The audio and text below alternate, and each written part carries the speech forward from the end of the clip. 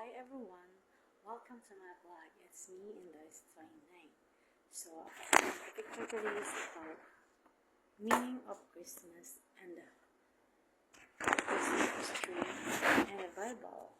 So this is our agenda topic. So the meaning of the Christmas is the Bible doesn't mention Christmas trees, but Christians interpret them symbolically to represent Jesus. So the evergreen signifies eternal life through Christ. Lights are His light in the world. So makita natin siya sa John 14 verse 5. The star on top recalls the guiding star for the Magi. Matthew chapter 2 verse 9 and 11. And the tree itself can symbolize the tree of life from Genesis, now accessible through Jesus' sacrifice, while some link the practice to pagan tradition. Jeremiah chapter 10, 3 and 4. Modern Christian uses the tree as a reminder of God's salvation, plan, birth, and resurrection. So yan po ang symbolizing ng Christmas. So Christian symbolism of the Christmas tree. So this is at evergreen nature symbolizes eternal life and yet everlasting love as the tree stays green and winter representing life in Christ. So yun ang symbolism of the Christmas tree. The Christmas tree because of family tree, and my opinion. So lights represent ang evergreen nature symbolizes eternal life and God's everlasting love, as the tree stays green in winter representing life and Christ. So kaya isinimbolizing siya sa isang tree para ang tree ay magiging eternal life and God's everlasting love. Winter representing light in Christ. So yun po yung sabi. And then lights represent Jesus as the light of the world, bringing hope and truth, darkness. John 8 chapter verse 12. So yun pang symbolize ang represent ng Jesus as the light of the world. Siya po yung ilaw ng buong mundo. So, doon naman tayo sa stopper, points to the star that guided the wise men to Jesus' birthplace in Bethlehem. So, yan ang pinaka-center ng Panginoon na kung saan siya ay isinilang sa Bethlehem. Matatagpuan sa Matthew 2 verse 9 and 11.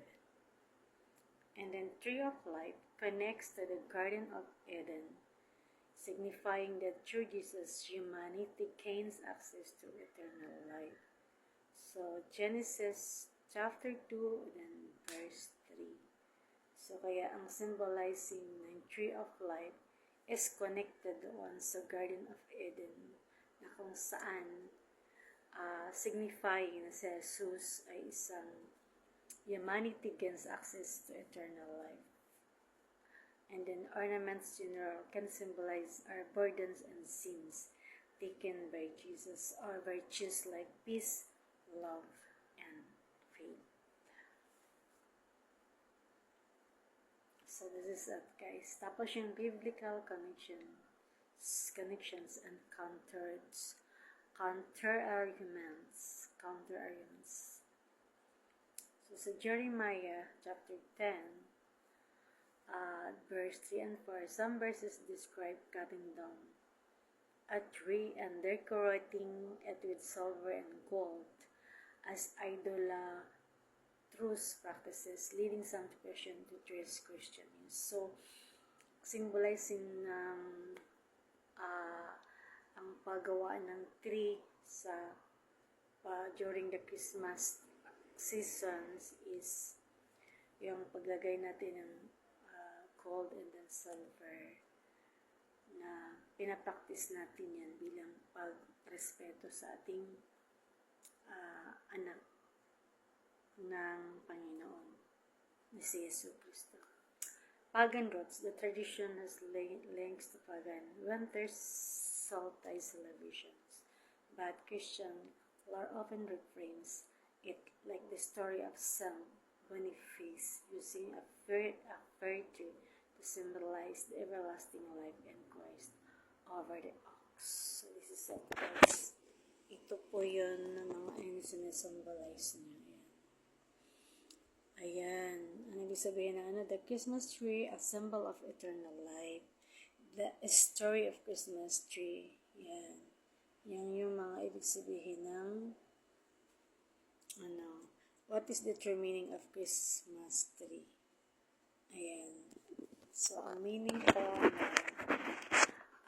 true meaning of the Christmas tree is the Christmas tree symbolize life, rebirth, and Christmas victory over death.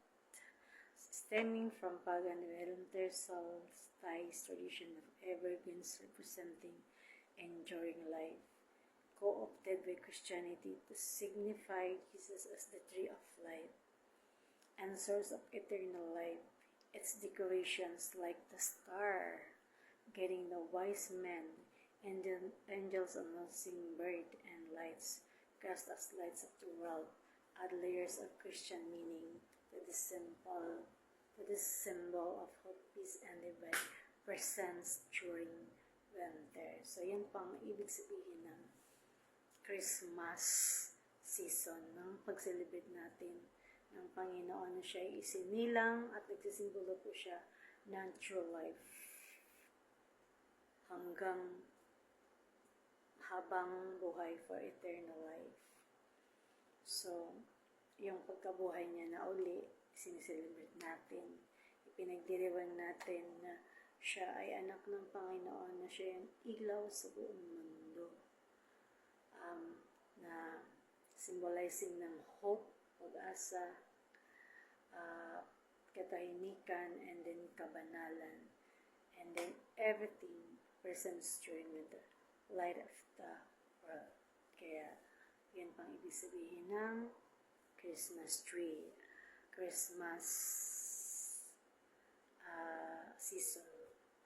Magkaroon tayo ng pagbibigayan like mamahan, giving a gift all over the world sa mga taong mahal natin sa buhay. Tapos, yung our celebration, yung mga handa natin bilang kapanganakan to remember our Savior Jesus Christ. So, diba? So yun ang sabihin ng Christmas season. Tapos, ano pa? Christian adoption and symbolism. So, what does the Bible say about a Christmas tree? Okay, nandito na yung maliwanag.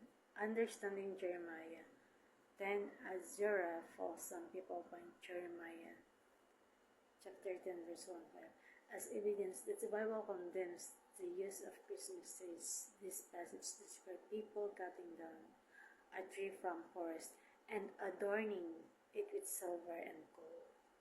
So, yun po ang pagkakaintindi natin ng Christmas season na pagkat ng tree para magkaroon tayo ng